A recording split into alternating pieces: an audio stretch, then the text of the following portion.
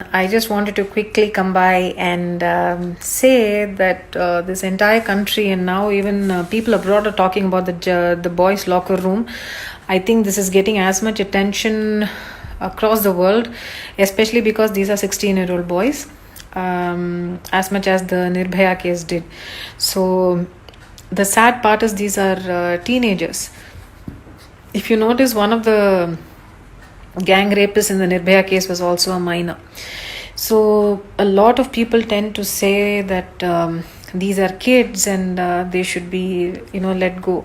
Even in such cases like this, it's very nuanced. We really don't know if one of the rapists in the Nirbhaya case who was a minor was actually somebody who participated in the rape, or if he was really a child who was weak and who couldn't fight against the other rapists himself, because he himself was a young kid.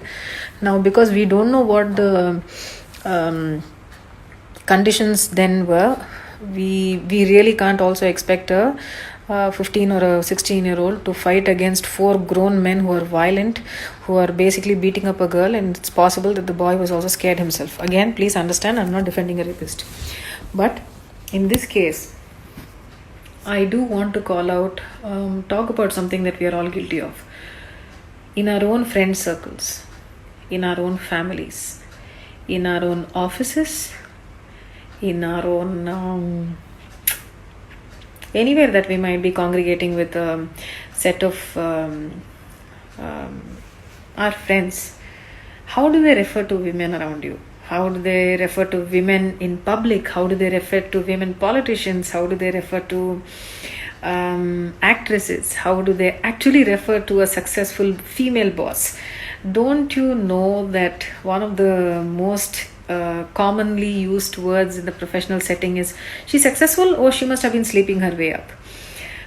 One of the stories that I put today was this conversation I had with a doctor. He's actually also disabled his Instagram account, where I basically had a very civil conversation with him, but he went on some other Facebook page and he basically discussed about how he found me very problematic and obsessive, and how there's so many words were used, basically painting me in a way whereas I was under the impression that here it is that there is an educated man who could have a civil discussion. And when I told him that we are all in this together as a society to change things, a lot of people keep telling us, not all men, not all men. You're talking about all men, you're talking about all men. But how many men actually take a stand when their drinking buddies, their smoking buddies call a woman a slut? Call in Tamil they say அந்த ஃபிகரை correct பண்ணிட்டோம்டா, அந்த figure மச்சி correct பண்ணிட்ட மச்சி, அவன் வந்து எப்போ வேணா படுப்பா மச்சி அவளா. and there'll be a lot of things like that. in Telugu అదే కదా ఆ ఫిగర్ పడేయచ్చు అది ఈజీగా పడేయచ్చు, కరెక్ట్ చేయవచ్చు. What ever local lingo that Telugu boys may have, I think the same thing exist in every language here in India. How they go about abusing women and treating women or referring to women starts in school. Sometimes you can't keep blaming school kids and their teachers, because a lot of this they are learning from home also. How is the woman treated at home? And while we are also judging school kids, we need to understand the concept of peer pressure. Some boys do it to appear cool, okay, because the alpha male in that group behaves in a certain way, and not belonging to that group is uncool. So a lot of these kids end up behaving in a manner that is absolutely wrong, but they just do it anyway. I want to bring your attention to something that I used to be a part of when I was in school. I was severely bullied. Okay, I used to be this was probably second or third standard. Okay, third standard girl. She was the class bully. It is a girl actually, and everybody wanted to be her best friend. So every day she'll choose a new best friend, and all the other girls will want to be her new best friend, so that they could basically boss around the others. So sometimes if this bullying girl decides, she will just go and slap anybody that she wants, and her other friends will just go and stand and say this is how it is. These are third standard kids. 16-year-old today are talking about rape and gang raping and calling those kids and getting them gang raped. Once in 5th standard, there was another bully. They used to, every lunchtime was a horror for me. So because they used to mix my lunch in sand and they would force me to eat sand. This was a boy.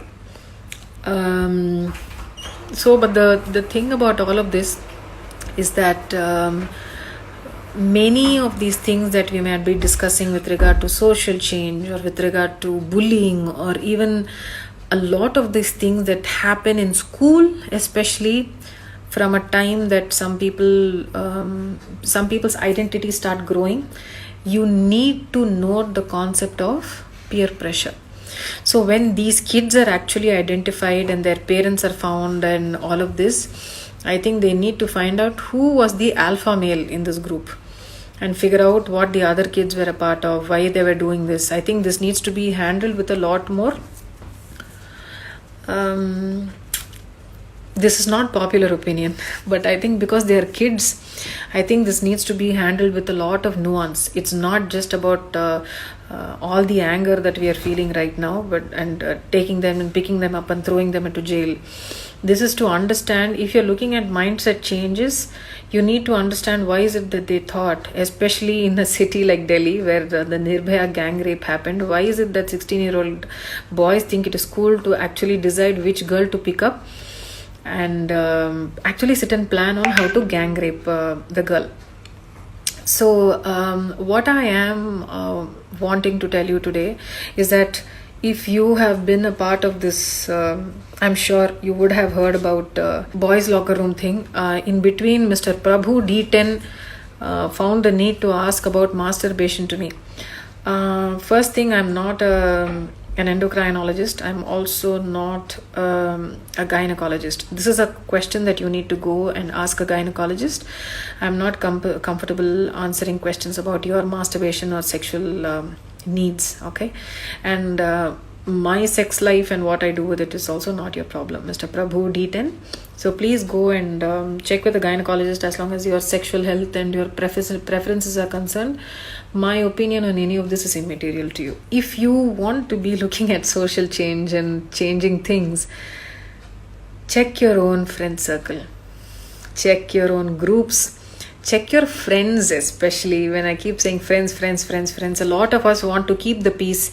We want to not create controversy, not create trouble, not unnecessarily be outspoken. You know, when I use these words with a good plan, because why do you unnecessarily create trouble? When people say we are creating trouble, a lot of us are actually speaking the truth. When I speak about sexism in a lot of these entertainment pages, I speak the truth. It hurts. A lot of people are butthurt. That's what happens. It hurts their ego. It hurts their tiny insecurity. And while people are getting angry about boys' locker room, there are others. When I keep calling out sexism in this social media, they say, "Ekko chestunna, overaction pandra." All of this keeps happening.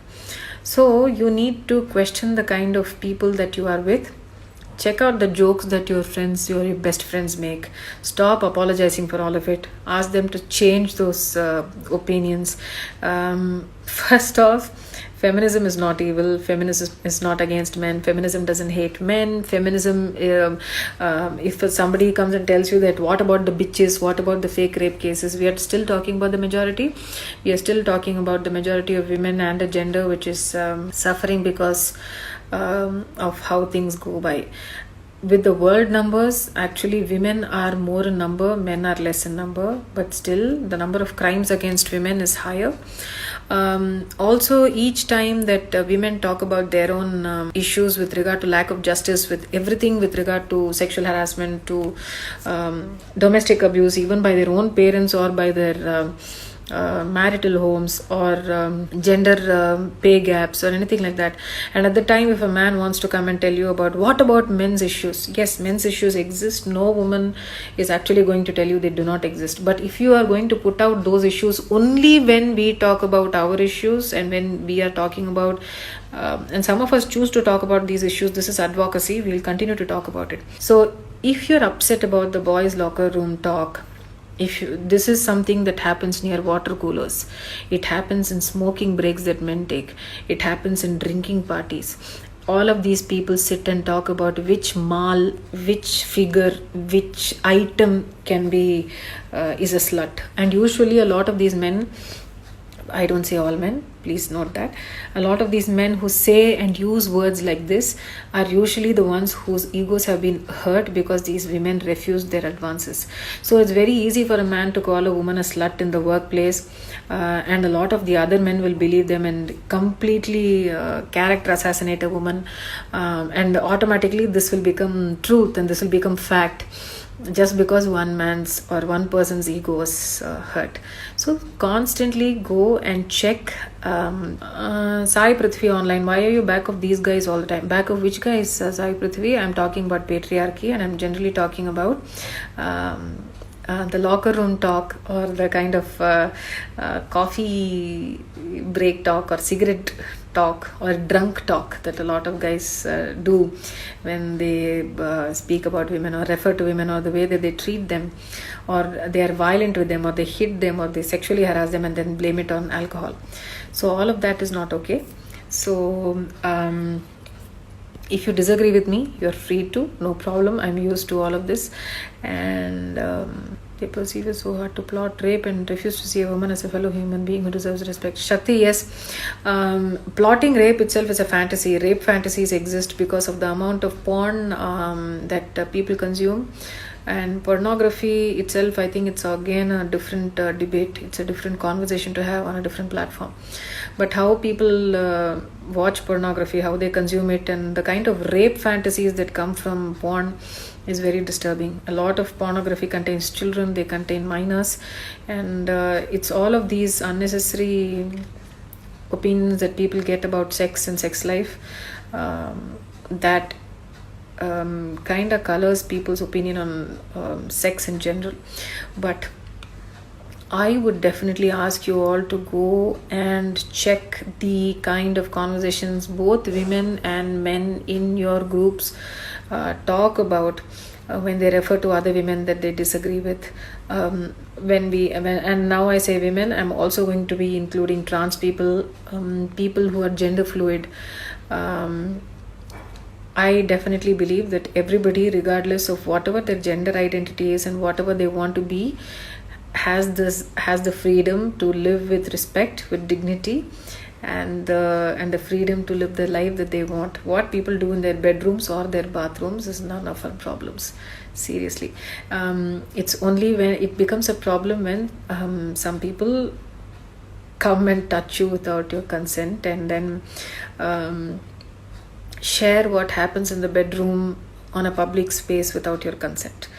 So please understand, I'm against transphobia, I'm against homophobia. I am a feminist. I'm a very proud one of that at that. And finally, all that I'm saying is that if you found boys' locker room and those messages, reading them very, very disturbing, please check your own friend circles and your families and those uncles and aunties who go about slut shaming people. Please check your bosses. Please check how you talk. Why think about others? Check how you talk around your friends just because you want to belong and you're very scared of having a different opinion because you don't feel it is necessary to upset everybody.